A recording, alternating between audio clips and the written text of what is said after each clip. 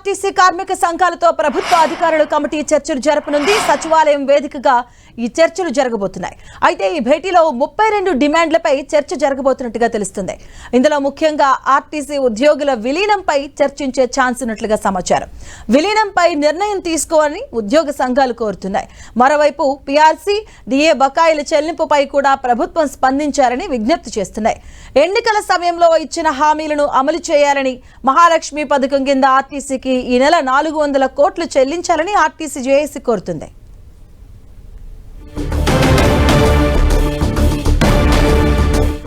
ఇదే అంశానికి సంబంధించిన పూర్తి అప్డేట్స్ మా కరెస్పాండెంట్ తిరుపచారి అందిస్తారు.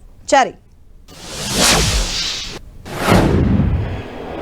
మాధవి, 3 రోజుల నుండి ఆర్టీసీ కార్మిక సంఘాల ఆధ్వర్యంలో ఈరోజు ఆర్టీసీ కార్మికులు సమ్మె చేస్తున్నారు. సమ్మె కొనసాగుతోంది. అయితే ఆర్టీసీ కార్మికుల ప్రధానంగా 32 డిమాండ్లతో ఆర్టీసీ కార్మికులు సమ్మె చేపట్టారు. ఇప్పటికే ఈ సమ్మెలో భాగంగా గతంలోనే ప్రభుత్వానికి నోటీసులు ఇచ్చారు, ఆర్టీసీ యాజమాన్యానికి నోటీసులు ఇచ్చారు. అయినప్పటికీ ఆర్టీసీ యాజమాన్యం అటు ప్రభుత్వం స్పందించకపోవడంతో సమ్మెకు దిగారు. 3 రోజులుగా సమ్మె కొనసాగుతుంది. ఒకవైపు సమ్మెలో భాగంగా కొంతమంది కార్మికులు ఆత్మహత్యలకు పాల్పడుతున్నారు. ఇప్పటికే ఒక శంకర్ గౌడ్ నర్సంపేటకు చెందిన ఆయన ఆత్మహత్య చేసుకోవడం, ఆయన చనిపోవడం లాంటి దురదృష్టకర సంఘటనలు జరిగిపోయాయి. ఇలాంటి సంఘటనల పట్ల ఇటు ప్రభుత్వం తీవ్ర దిగ్భ్రాంతి వ్యక్తం చేస్తోంది. మరొకవైపు ఆర్టీసీ సంఘాలు కూడా తీవ్ర దిగ్భ్రాంతిని, సంతాపాన్ని వాళ్ళ కుటుంబానికి వ్యక్తం చేస్తున్నాయి. ఎవరు కూడా అధైర్యపడవద్దు అంటూ సూచిస్తున్నాయి. అయితే ఆర్టీసీ కార్మిక సంఘాల ఆర్టీసీ కార్మికుల సమస్యల పరిష్కారానికి ప్రభుత్వం సిద్ధంగా ఉండంటూ నిన్న మంత్రులు, అదేవిధంగా ముఖ్యమంత్రి కూడా ప్రకటించారు. అయితే చనిపోయిన కార్మికుడు శంకర్ గౌడ్ కుటుంబానికి అటు సంతాపం, ఆ సంఘటన పట్ల తీవ్ర దిగ్భ్రాంతిని ముఖ్యమంత్రి కూడా వ్యక్తం చేశారు. మొత్తానికైతే ఈ ఆర్టీసీ కార్మికుల సమస్యలపైన ఈరోజు ప్రభుత్వ కమిటీతో చర్చలు జరగనున్నాయి. ఇటు వికాస్ రాజు చైర్మన్గా ఈ కమిటీ చర్చలు జరపబోతోంది. మరి కాసేపట్లో చర్చలు ప్రారంభం కాబోతున్నాయి. ఆర్టీసీ కార్మిక సంఘాలు ఇటు సచివాలయానికి చేరుకున్నాయి. వారిని అడిగి తెలుసుకుందాం. రాష్ట్ర ఆర్టీసీ కార్మిక సంఘాల జేఏసీ, అదేవిధంగా టీజేఎంయు నేత హనుమంత్ ఉన్నారు. ఆయన అడిగిన మరిన్ని వివరాలు తీసుకుందాం. ప్రధానంగా ఏ డిమాండ్లతో ఆర్టీసీ కార్మికులు ఈ సమ్మెలకు పాల్గొన్నారు, ఇటు ఈ సంఘటనలు ఎవరైతే కార్మికులు ఆత్మహత్య చేసుకోవడం లాంటి పట్ల మీరు ఎలా స్పందిస్తున్నారు? ముందుగా నర్సంపేట్ డిపోలో డ్రైవర్గా పనిచేస్తున్నటువంటి శంకర్ గౌడ్ మరణించడం చాలా దురదృష్టకరం. వారికి వారి ఆత్మకు శాంతి కలగాలని, ఎవరు కూడా ఇలాంటి ఆత్మహత్యలకు పాల్పడదని, దయచేసి మన కుటుంబాలు మరి ఆధారపడి ఉన్నటువంటి వ్యక్తులు ఉంటారు కాబట్టి మరి ఆ యొక్క వ్యక్తులను అనాథలుగా చేయొద్దు. దయచేసి మీ అందరికీ రిక్వెస్ట్ చేస్తా ఉన్నా. ఎవ్వరు కూడా దయచేసి మీరు ఆత్మహత్యలు చేసుకోవద్దని మీ అందరికీ రిక్వెస్ట్ చేస్తా ఉన్నాం. అదేవిధంగా ఈరోజు 3వ రోజు సమ్మె కొనసాగుతూ ఉంది. నిన్న ఒకటే రోజు నర్సంపేట్ డిపోలో మరి అక్కడ శంకర్ గౌడ్ అక్కడ అంటుపెట్టుకోవడం, అదేవిధంగా మరి భద్రాచలం డిపోలో లింగారెడ్డి డ్రైవర్ అనేటువంటి వారు కూడా మరి మత్తు అదేదైతే ఆయన కూడా పురుగుల మందు తాగడం, అదేవిధంగా మరి ఇక్కడ ఏదైతే నల్గొండ డిపోలో కూడా మరి వెంకన్న అనే డ్రైవర్ కూడా మరి ఆత్మహత్య చేసుకోవడానికి పూనుకోవడం జరిగినది. కానీ ఇన్ని జరుగుతున్నా ప్రభుత్వము మరి ఇప్పుడు చెల్లించడానికి వచ్చిందని అనుకుంటున్నాం.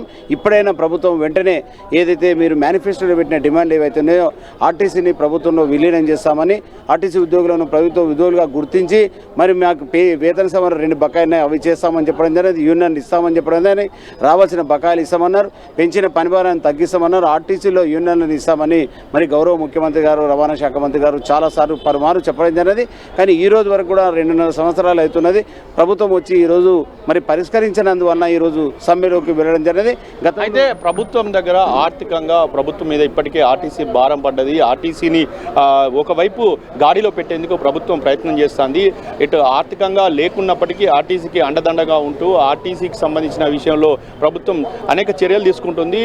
కార్మికులు కొన్ని విషయాల్లో మినహాయింపు ఇవ్వాలి, మిగతా డిమాండ్లు పరిష్కరించేందుకు తాము సిద్ధంగా ఉన్నామంటూ ఆర్టీసీ యాజమాన్యం, అదేవిధంగా మంత్రులు చెప్తున్నారు. ప్రభుత్వానికి ఒక్క రూపాయి కూడా అదనంగా భారం పడదు ప్రభుత్వంలో విలీనం చేస్తే. ఎట్లా పడదంటే ఏదైతే మహాలక్ష్మి స్కీమ్లో మీరు దాదాపు సుమారు 400 కోట్లు ఏదైతే నెల అయ్యే ఖర్చులు ఏవైతున్నాయో మరి ప్రభుత్వంలో విలీనం చేస్తే ఆ 400 కోట్లు ఇచ్చే పరిస్థితి కూడా అవసరం ఉండదు. కేవలం జీతాలు ఏదైతే ప్రభుత్వంలో ఏదైతే విలీనం అయిన తర్వాత పెరిగే జీతాలు ఇవ్వాల్సి వస్తుంది. కేవలము 250 నుంచి 300 కోట్ల రూపాయలు మాత్రమే చెల్లించేది ఉంటుంది. మరి ఆ తర్వాత ఈ జీతాలతోటి ఇదే కాకుండా ఏదైతే జీతాల భారం పడకపోవడమే కాకుండా ప్రభుత్వం ఇచ్చిన మాట ఏదైతుందో, ఏదైతే మీరు ముఖ్యమంత్రిగా మీరు కాంగ్రెస్ పార్టీ అధికారంలోకి వచ్చినాక మీరు ఇచ్చిన హామీ కూడా నెరవేరినట్టయితుంది. అదేవిధంగా చివరి వరకు కూడా మీ పేరు చిరస్థాయిగా నిలిచిపోతుంది. అందువల్ల ప్రభుత్వ ఉద్యోగులుగా గుర్తించాలి, వేతన సవరణ చేయాలి, రావాల్సిన బకాయిలు ఇవ్వాలి, యూనియన్లు ఇవ్వాలి. ఇవి ప్రధానమైన డిమాండ్. ఆత్మహత్యల విషయంలో మీరు కార్మికులకు చెప్పే ఒక ముఖ్యమైన మాట, ఆత్మహత్యలు దయచేసి ఎవరు కూడా చేసుకోవద్దని రిక్వెస్ట్ చేస్తా ఉన్నాం. మీరు సహనం పాటించండి. ఎవరైతే మీరు ఆత్మహత్య చేసుకుంటారంటారో మీ వెనకాల ఉన్నటువంటి కుటుంబ సభ్యులు అనాథలు అయితే, దిక్కులేని వారు అవుతారు. వాళ్ళని అనాథలుగా చేయకూడదు, వాళ్ళ భవిష్యత్తును ఖరాబ్ చేయొద్దు. మీరు తప్పకుండా ఎవరు కూడా ఎదిరించి పోరాడి సాధించుకోవాలి. ఏ సమస్య ఉన్నా కానీ ఎవరు కూడా దయచేసి మరి ఆత్మహత్యలకు పాల్పడొద్దని మేము మీ అందరు కూడా విజ్ఞప్తి చేస్తాం. ఇది మొత్తానికి అయితే ఒకవైపు కార్మిక సంఘాలు చెప్తున్నమాట. అయితే ప్రధానంగా ఇప్పుడు చర్చలు ఒకవేళ సఫలమవుతాయని మీరు భావిస్తున్నారా? చర్చలు మా దృష్టిలో ప్రభుత్వం ఇప్పటికే సానుకూలంగా స్పందించేటువంటి ఆవశ్యకత ఏర్పడింది. ఇప్పుడు తప్పగా ఈ చర్చలు సఫలమవుతాయనే ఉద్దేశంతో మేము ఉన్నాం. ముఖ్యంగా మీ మీడియా ద్వారా మేము మా కార్మికులను ఉద్దేశించి ప్రసంగించేది ఏంటంటే, ఇది మొత్తానికైతే పరిస్థితి. కార్మిక సంఘాలతో చర్చలు జరగబోతున్నాయి. ఈరోజు చర్చలు సఫలమవుతాయని వాళ్ళు భావిస్తున్నారు. ఇక చూడాలి మరి. Right, thank you Chari.